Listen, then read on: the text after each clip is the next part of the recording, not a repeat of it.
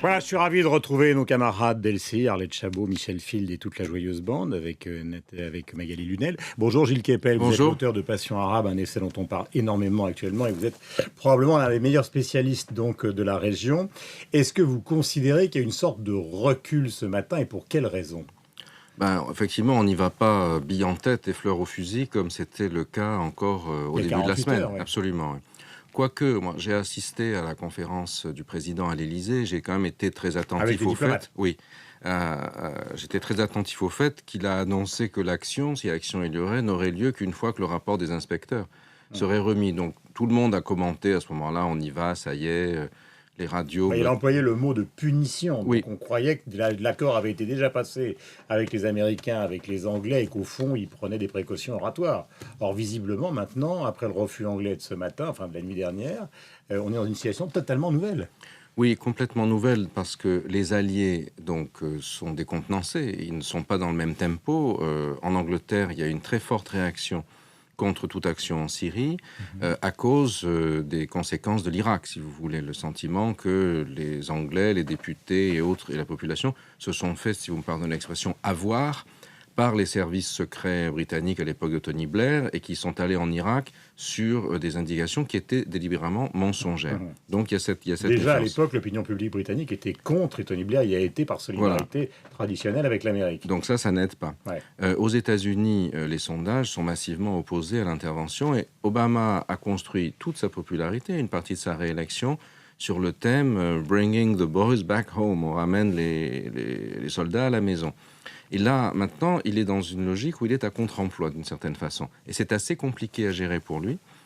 Quant à nous, on a une sorte de capital positif, en revanche, puisque la dernière intervention militaire française, contrairement à celle des Américains et des Britanniques en Irak, qui a abouti à un fiasco, puisque Saddam Hussein a été éliminé, mais l'Irak est dirigé aujourd'hui par M. Maliki, qui est le meilleur allié de l'Iran, ennemi mortel des États-Unis. Nous, en France, on a eu le Mali, qui était un grand succès militaire et, à ce jour en tout cas, un grand succès politique. Il y a eu une élection, etc. Mais là, c'était une décision qui a été prise sans avoir besoin d'être annoncée. Le président n'a pas fait un effet d'annonce X jours à l'avance. La décision a été prise dans le secret du Conseil de défense, mise en œuvre.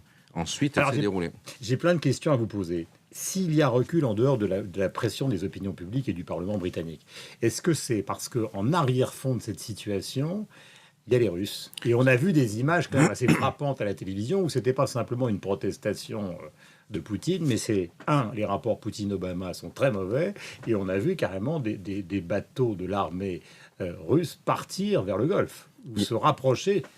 Ajoutez à cela le sommet du G20 qui se tient à Saint-Pétersbourg dans une semaine.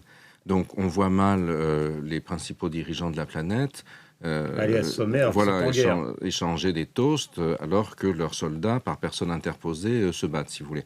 Il y a cette dimension qui est absolument fondamentale. Et c'est ça le grand changement par rapport à l'affaire du Kosovo en 99, à l'invasion de l'Irak en 2003, voire à l'attaque sur la Libye, quand Medvedev était au pouvoir, qui était une personnalité plus faible.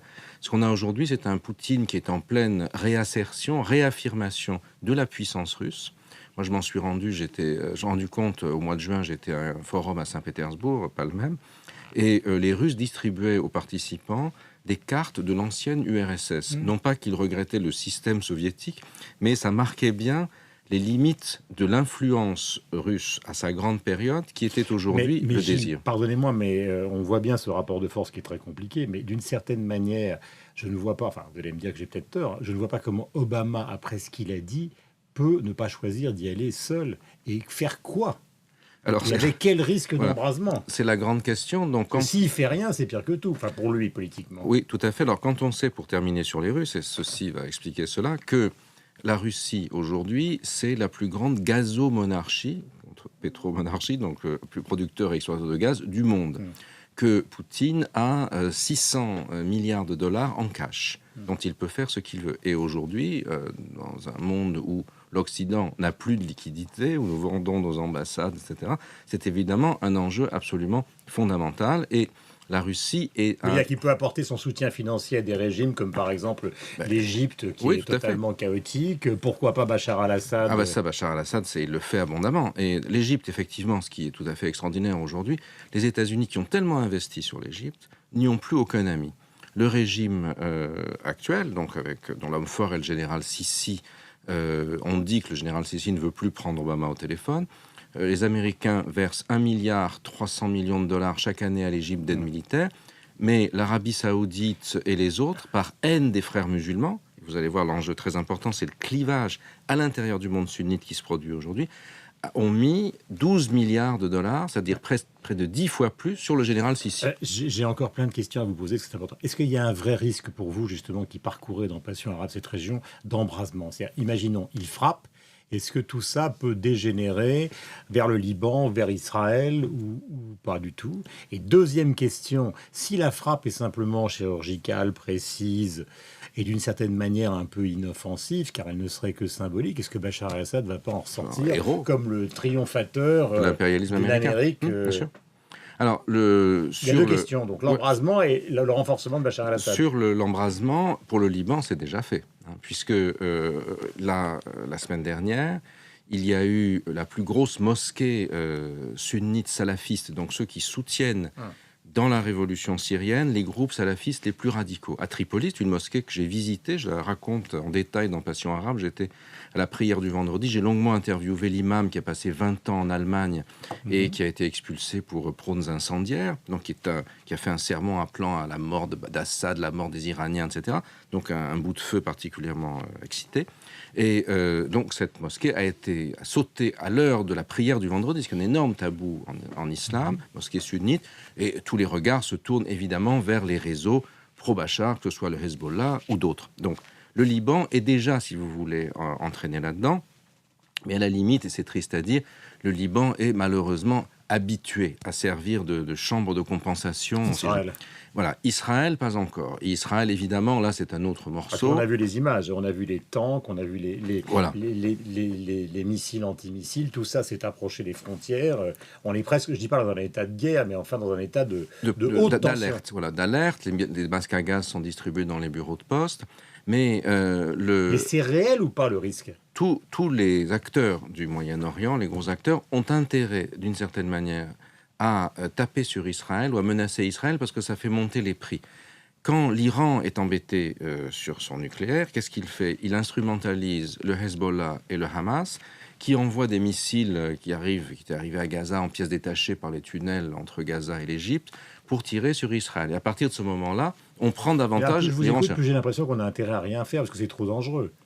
Sauf que je me mets à la place d'Obama qui n'arrête pas de stipendier le régime iranien. Si dans le cas de la transgression des armes chimiques, on ne fait rien, comment s'adresser aux Iraniens en leur disant votre transgression éventuelle sur le nucléaire, on ne fera rien non plus parce que... Exactement. Et alors, pour répondre à la deuxième partie de votre question précédente, qu'est-ce qui va se passer? Quelles sont les hypothèses? Hypothèses d'école, bien sûr. On a vraiment l'impression qu'on est revenu, du fait de ce poids accru de la Russie, un peu au système que nous avions connu dans notre jeunesse, c'est-à-dire l'équilibre de la terreur, si vous voulez, le bloc soviétique contre le bloc de l'Ouest. Et il y avait, à cette époque-là, pas d'affrontement direct entre l'un et l'autre. C'était pas des missiles soviétiques qui allaient détruire Washington et des missiles américains qui détruire Moscou, mais des fronts intermédiaires. Le Vietnam, Cuba, quoi. C'est-à-dire que Bachar al-Assad serait le Castro d'aujourd'hui. Un peu de Vietnam ou l'Afghanistan, par lequel on a fait tomber la Russie, enfin l'URSS.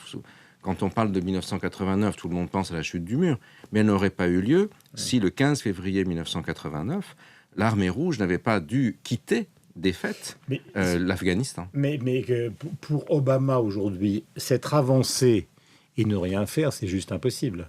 C'est très difficile, mais la perspective... Est-ce qu'il peut justement renoncer à frapper? Alors, il y a une hypothèse, si vous voulez... Vous avez le courage de venir ce matin, pardonnez-moi de vous interrompre, parce que c'est assez intéressant sur le plan politique. Évidemment, on a essayé d'interroger et de faire venir avec vous beaucoup de responsables. Plus personne ne veut parler, parce qu'il y a quand même ce matin une situation assez particulière. Oui, mais bon, c'est là que finalement l'université sert à quelque chose, parce qu'elle essaye de mettre l'image au large, si vous voulez. Si on a une frappe micro-frappe sur quelques cibles, dont on peut penser qu'elle a été, entre guillemets, téléphonée entre Obama et Poutine. Et qu'elle effectue des dommages limités sur la Syrie. Que Bachar el-Assad, comme vous le disiez tout à l'heure, en ressort la tête haute, il en tire une très grande aura politique. Et bien sûr, ça, c'est quelque chose qui va... Et il arrête les armes chimiques, symboliquement. Alors, qu'est-ce qui s'est passé? Pourquoi est-ce qu'il y a eu cette attaque aux armes chimiques? Je crois qu'il faut, là encore, remettre les choses dans leur consécution. Ça s'est produit juste après ce qui s'est passé en Égypte. Le général Sissi donc a pris la décision de faire réduire dans le sang les sit-ins des frères musulmans sur les places du Caire. Voilà. Mais c'est surtout, il y a eu à peu près 1 millier de morts en Égypte, plus ou moins, malheureusement, on parle à la louche comme ça. Et juste après, vous avez eu cette attaque chimique. Alors, on attend de savoir si c'est vraiment le régime qui l'a faite. Mais enfin, toutes les présomptions vont en ce sens, même si on n'a pas encore de certitude juridique, si vous voulez. Et vous avez à peu près le même nombre de morts, un peu plus probablement. Pourquoi fait-il ça à ce moment-là? Parce qu'il voit bien que le front sunnite est divisé, qu'il y a Sissi et ceux qui le soutiennent contre les frères musulmans, et Bachar et Poutine disent « Bravo Sissi, nous, on a toujours fait ça. On a toujours dénoncé les islamistes. Derrière ces révolutions, il y a le spectre des barbus. » Et sachant, disant cela, il a une écoute qui est moins antipathique venant d'Occident et venant d'ailleurs. Plus je vous écoute, plus j'ai l'impression que finalement, quoi qu'il arrive, ça va permettre à Bachar el-Assad de sortir renforcé de cette situation. Enfin, on verra bien, n'insultons pas l'avenir. Il y a quand même une double question que j'aimerais vous poser, parce qu'il y a un contexte général qui est celui du printemps arabe. On a l'impression que ça a fait sortir les frères musulmans à peu près partout. Donc, à la fois évolution démocratique par rapport aux dictateurs, mes frères musulmans partout. Et ça, c'est évidemment le premier raisonnement. Et puis le deuxième raisonnement, c'est qui soutient. Alors, c'est le jeu très subtil de qui soutient qui là-dedans. Par exemple, les monarchies du Golfe, le Qatar et les autres, ils sont derrière qui dans cette affaire-là? Alors, elles sont complètement divisées. Première chose, le déroulé des révolutions arabes. On est au troisième moment, si vous voulez. Un premier moment, chute des despotes. Pas tous, seulement Égypte, Tunisie, Libye. Au Bahreïn, par exemple, la révolution est avortée parce que le pays étant en majorité chiite, les Saoudiens n'en veulent pas, craignant que ce soit un marchepied de l'Iran. Au Yémen, elle est étouffée, disons, parce que c'est tout près des champs pétrolifères saoudiens. 25 millions de Yéménites qui sont dans un état de très grande pauvreté. Et en Syrie, vous savez ce qui se passe, on a besoin de faire un dessin. Il faut qu'on termine. Deuxième phase, les frères musulmans, comme vous l'avez dit, remportent les élections démocratiques. Troisième phase aujourd'hui, il y a une réaction contre ces frères musulmans d'une société civile qui désormais a basculé majoritairement contre eux. En Égypte, c'est la manifestation du 30 juin qui a été suivie par la destitution de Morsi par le général Sissi, et en Tunisie aujourd'hui avec les... Mais l'opposition à Bachar sont des frères musulmans massivement? Non, pas uniquement. Au départ, c'est une opposition classique, massive de la société face à un système dictatorial, mais au fur et à mesure, le système syrien a inoculé le virus du djihad dans l'opposition pour en diviser les rangs. Et là, c'est exactement le même schéma que ce qu'ont fait les Russes en Tchétchénie, où vous aviez une opposition démocratique importante et ils ont aidé les djihadistes à émerger, ce qui a fait exploser l'opposition. Merci Gilles Kepel d'être venu ce matin sur l'antenne de Radio Classique et de LCI. Bonne journée à vous et je rappelle le titre de ce livre qui va obtenir beaucoup de prix, qui s'appelle donc Passion arabe, qui est absolument passionnant.